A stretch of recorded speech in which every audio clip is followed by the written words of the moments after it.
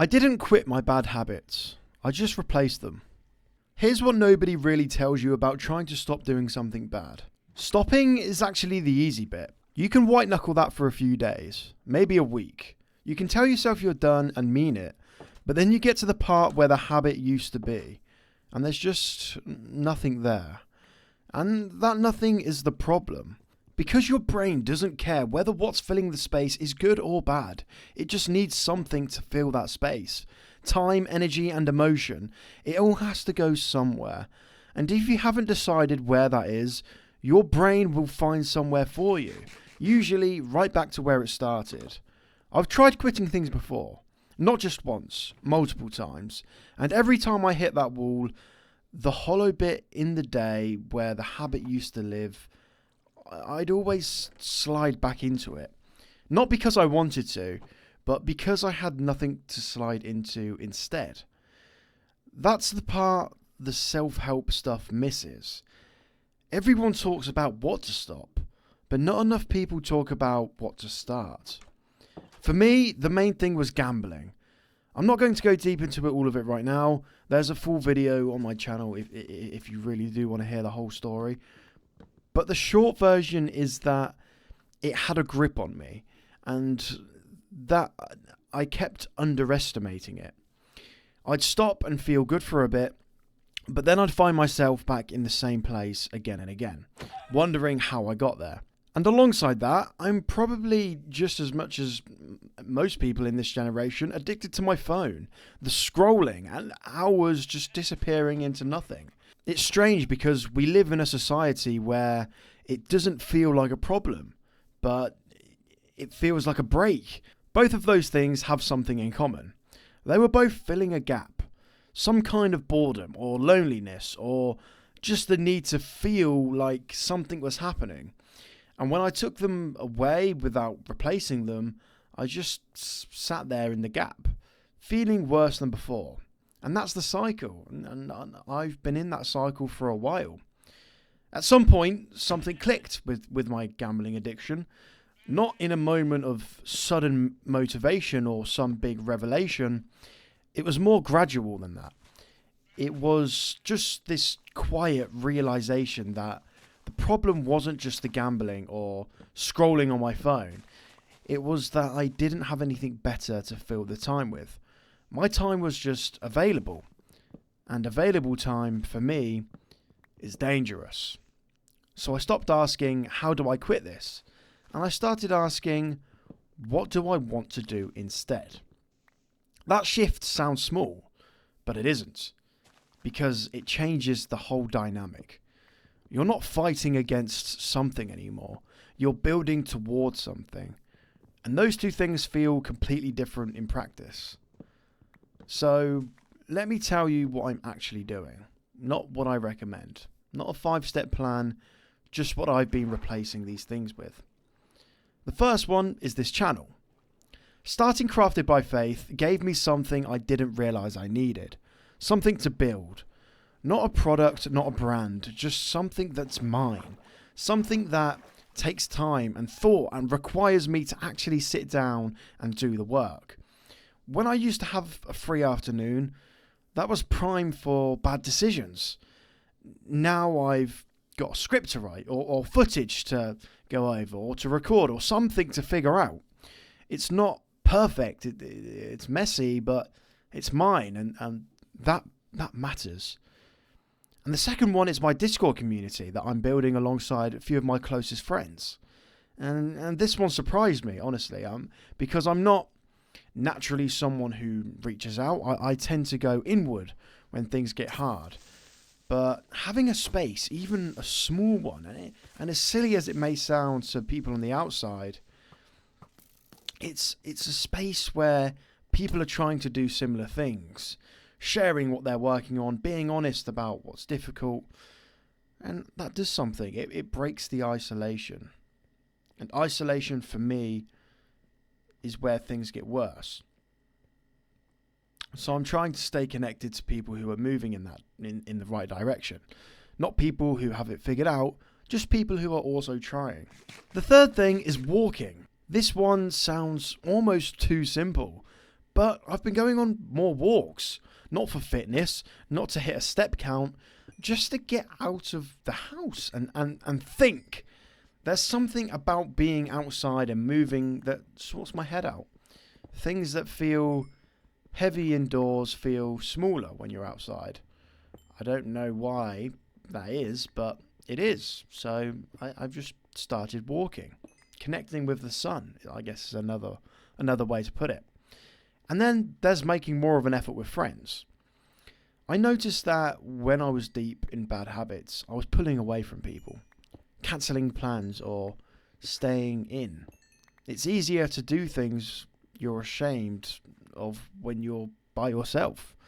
So deliberately showing up more, texting first or actually going to places, that's been part of it. Real connection, not just being around people, but actually being present with them. It's a different thing, and it helps. And the last one, and I'll keep this brief because I don't want to make this preachy, but it's reading the Bible. I've been coming back to this slowly, not as a religious performance, not to impress anyone, just as a quiet daily habit, which maybe could lead to something even bigger. It's something that gives me a sense of direction and something to think about. I don't have big theological things to say about it. It just grounds me, and I needed something to ground me. Now, none of these are solutions. I want to be clear about that. I still have hard days. I still get the urge to fall back into old patterns. I'm not on the other side of this. I'm in the middle of it. These things are just what I'm trying. The reason I think this is actually working, slowly, is because I'm not just removing things anymore. I'm filling the space with something intentional. That's it. That's the whole mechanism. And I feel so strongly about this. I think so many people just try and remove the thing, but they don't try and replace it. It's not how human anatomy and brain, it's not how our brains work, you know? We need something to fill that void. We can't just remove it and leave a gap, leave emptiness, you know? When the urge comes back to go back to something, there's something in the way of it now. Not willpower exactly, just stuff I actually want to do. A video to work on, a walk to take, a message to send, a community to build. Even if it means nothing to anybody else bar myself, it's, to me, it feels like I'm building something brick by brick, day by day. And I feel more in control. Not in a dramatic way, not like I've mastered myself or anything like that. Just more like the one making decisions about my own day. That feels different. It feels better. And progress is slow. It doesn't look like transformation. It looks like 2 decent days, then a harder one, then a better week than the last. And it doesn't follow a neat line, but it's real. And I can feel it being real, which is something I couldn't say before. If any of this is landing for you, and I mean you're actually in the middle of something like this, trying to make changes, feeling stuck in something, I want you to know there's a space for that. The Discord server that I mentioned, it's not a motivational server. It's not a hustle community or anything like that. It's just people, a small group of people right now who are trying to improve. Some of them are creators sharing what they're working on and getting real feedback from real people. Some of them are just there to talk, to be honest, to not feel alone in whatever they're dealing with. If that sounds like something you'd want to be a part of, or somewhere that you want to spend your time, then I'll leave the link in the description. Come in, say hello, see if it's for you. But no pressure, genuinely. Just, you know, if that's something that might appeal to you. And there's something underneath all of this for me, which I should just name, because it's part of the channel, and it's why I'm doing this. I'm trying to build my life on something that doesn't shift. Not a routine, not momentum, not the feeling of progress. Those things are all good, but they're not foundations. They come and go.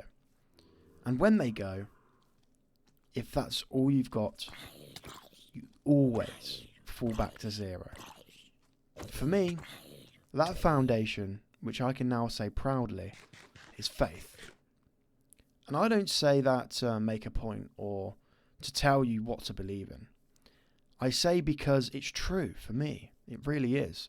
And I think you deserve honesty more than you deserve a polished performance. I don't have everything figured out yet. I'm still learning what it means to actually live like what I believe is true.